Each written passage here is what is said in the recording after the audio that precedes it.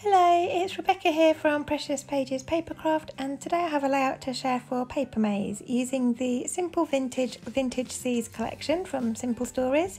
And I think it's my third layout with this collection now, and I'm still really enjoying it. And as this goes live, I am currently on holiday, so I'm sure I am very busy taking lots of new photos to scrap with this collection when I get back. But for today's layout, I'm scrapping a photo of my little boy down on the beach, local to my parents' house, that was taken last summer. We were rock pooling and looking for crabs and all sorts of things that we could find. So that's what I'm scrapping today. And I've started by hand drawing a starfish onto just a random sheet of 12 by 12 paper I had in my stash. And then I decided I wasn't too keen on it, so I went off onto my Silhouette and tried to download a cut file of a starfish, and then decided actually I preferred the shape of the one I'd hand drawn. So that was a waste of 75p, but never mind, I've got that for another day. So yeah, I've hand drawn that onto just a scrap of paper and then traced it onto the B side of the 3x4 Elements paper, which is that lovely starfish paper. And it's kind of like a wood grain pattern in the background with lovely red starfishes. And really like it, probably one of my favourites from the collection, and I think I actually have 3 sheets of it, so clearly my favourite. But yeah, I've used it for to make this starfish for my background, and then I decided to kind of mount that with some red cardstock. Now the collection does actually have a red patterned paper in it. I think it's like the B side of, I think it's called Anchors Away, but I felt like it was a bit of a waste to use that just to back my starfish, because you wouldn't really see any of the pattern at all. So I decided just to go with some red basil cardstock, and it's textured as well, which I really like. And I've just simply stuck my starfish onto that, and then I'm going to cut around it, leaving a little thin border. And I just felt like that would elevate the starfish a bit and kind of give it that finishing edge. It's a bit hard to explain really, but I just felt like having the starfish on the background, it just needed something around the outside of it, and I felt like that red, giving it a bit of a darker colour, finished that off nicely.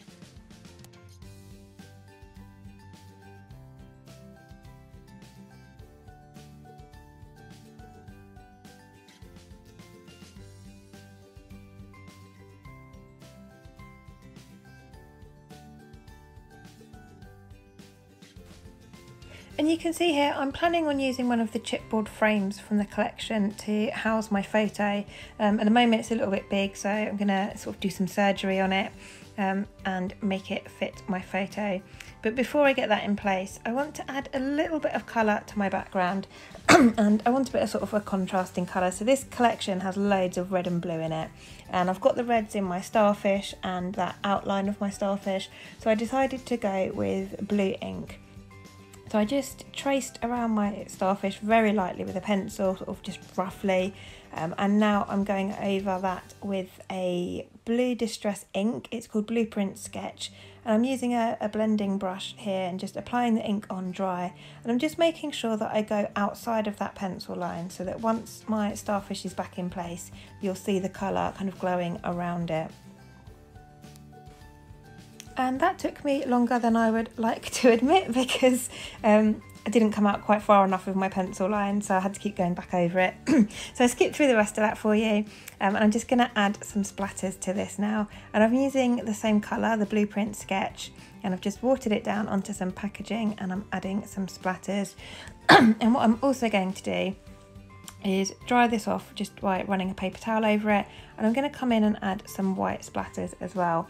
And this goes to show how lazy I am. So the last time I used the jug of water on my desk was for black splatters, so my water is now grey, and I thought I could get away with it and water down my gesso. I thought I'd clean my paintbrush off in a little bit of water there, and as soon as I stuck it in my gesso, it turned my gesso grey, and you can see I'm still trying to get the black off. It would have been so much easier to just go and change the water on my desk, but I really couldn't be bothered.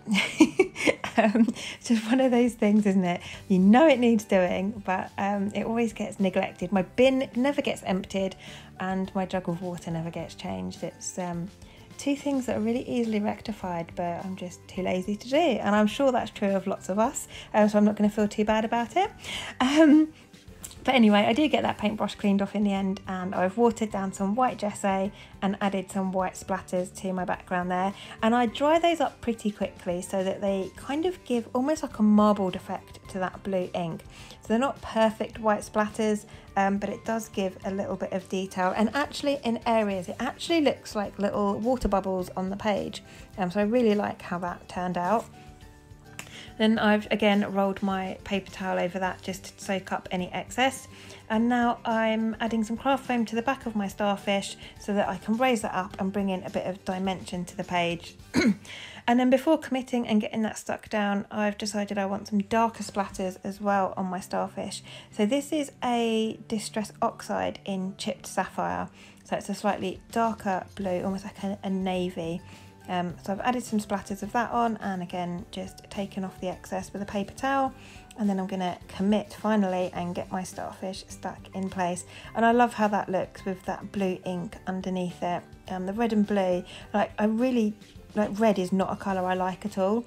I never buy clothes in red, I would never wear red, I never use red. But for this collection, the red and blue together just really work, and I just absolutely love it. And you can see here I'm just playing with that frame. I've chopped a section out of the top and bottom, and then I'm bringing in the right hand side again closer, and I'm going to tape that in place on the back with my photo. And I'm going to use some glossy accents in a second. Here we go, just to kind of glue those edges together. And I don't let them dry long enough so it keeps pinging open. So you'll see I keep coming back in with my glossy accents. And I was trying to help my little boy open a plastic ball that he had as well.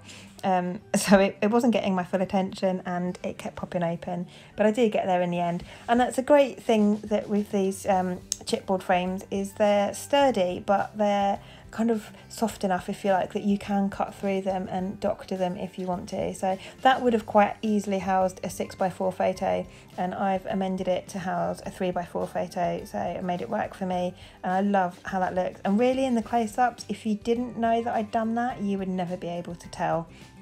So yeah, I love the way that looks on the page. And I really wanted to use that frame, but I only wanted to use one photo, so I think that's worked really well. And then I'm going to bring in a acrylic perspective from Bramble Fox as well. It says Little Urchin, and that's from their Sea Life collection. And again, I just think that lovely dark blue colour works really well with this collection. But I also want to use the red Beach Day title from the foam stickers, so I'm going to try and find a way to have both of those on the page. I'm just going through the different packs of embellishments here. That was the chipboard, I think the layered chipboard clusters, I think it's called. And I've pulled out a crab and a starfish from those. Needless to say, we did find some crabs on this day. I think whenever we go rock pooling, I don't leave until we found at least one crab, because my little boy and I are both obsessed with finding crabs. They're usually dead, but you know, we do find some alive ones, mainly not at this section of beach, but we always do find something. So I thought that little crab went really well on the page. And I'm just going to go through the die cut packs. You get two in this collection. You get one that's just called Bits and Pieces, and then you get another one that's called, I think it's Nautical Bits or Nautical Pieces, and they're both stunning, and I love all the bits in these. So I'm just going to go through and pull a few bits out. I'm also using a sticker here, I think that's from the combo sticker sheet, and I'm just attaching it to some white cardstock. Firstly, it makes it a bit more rigid and sturdy, but secondly, it means I can move it around the page a bit if I'm not too sure where I want it. And then if I decide to raise it up on foam pads, you don't get like some bits raised and then the sticky bit in between sticking and sort of sinking in the middle. So it just makes it a bit more rigid, and I can move it around now until I'm happy with it. I've also pulled out this little kind of square tab or ticket type piece here that says "Take me to the sea, please," which I really loved, and I thought it brought in a little bit of red underneath that blue acrylic perspective as well. I like to try and sort of scatter my colours evenly, so if I've got that blue title, I like to have a bit of red underneath it, and I've got the red title in place down the bottom now, that Beach Day foam sticker. So I've brought in a bit of blue seaweed underneath that as well, just to bring a bit of blue down to that corner. And And then once I'm happy with how this is looking, I'm going to start getting some bits stuck down. Because I've got that chipboard frame, the back of that whale there, the tail end just needed raising up on foam so that it kind of all sits flush and level along with the chipboard frame. And then the bits that are obviously not going to sit on the starfish needed raising up so that the photo didn't sink, because obviously my starfish was raised up on foam pads. So it's all about trying to get it all level, and foam is great for that. And that craft foam is really inexpensive. I get it from the Range or Amazon, and it's great for bringing in some dimension and layering things up. So now I'm just going to go around and get these smaller bits stuck in place. I'm using my glossy accents for chipboard. I always use glossy accents for chipboard, acrylics and sequins as well, because I just find it's got a really strong hold. And that's also available from Papermaze, so that is one of my go-to adhesives for things that are slightly heavier on the page. And then just to help balance the page out, I've got a lot going on down in that bottom right hand corner. So I'm just going to extend the design up to the top left. So I've got kind of a diagonal design going through my starfish now. I'm just going to build a little cluster above that acrylic perspective. So I've put a little tab there that says catch of the day. I've also got a seashell there, and I'm going to bring in a sticker as well, I think, from the sticker book.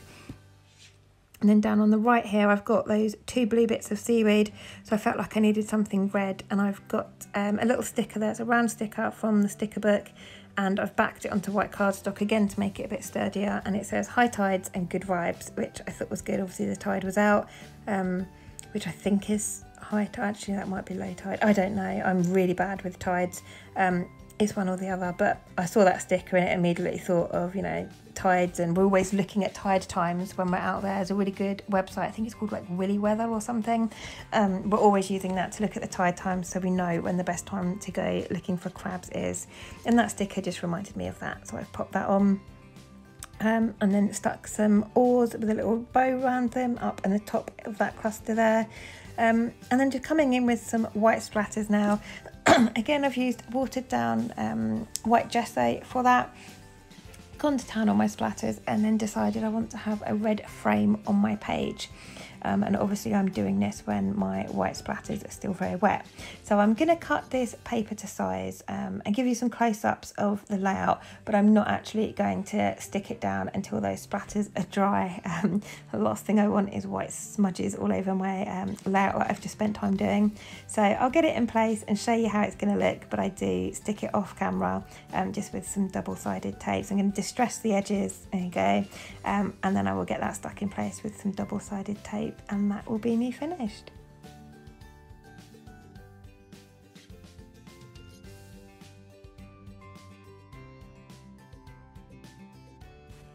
So there we go, that is the final layout. I'll give you some close-ups quickly, but thank you very much for joining me. I hope you've enjoyed this process and it's given you some inspiration. I will pop a link in the description box below to this collection at Papermaze. It is going to be, I think, one of my favourite collections of the year. I am absolutely in love with it, and like I said, I'm on holiday at the time this goes live, so hello from the Isle of Wight, and I'm sure I'm busy taking lots more photos to use with this collection when I get back, so it won't be the last you see of me and this collection. So thanks very much for joining me, and I'll leave you with the rest of the close-ups, and I'll see you next time.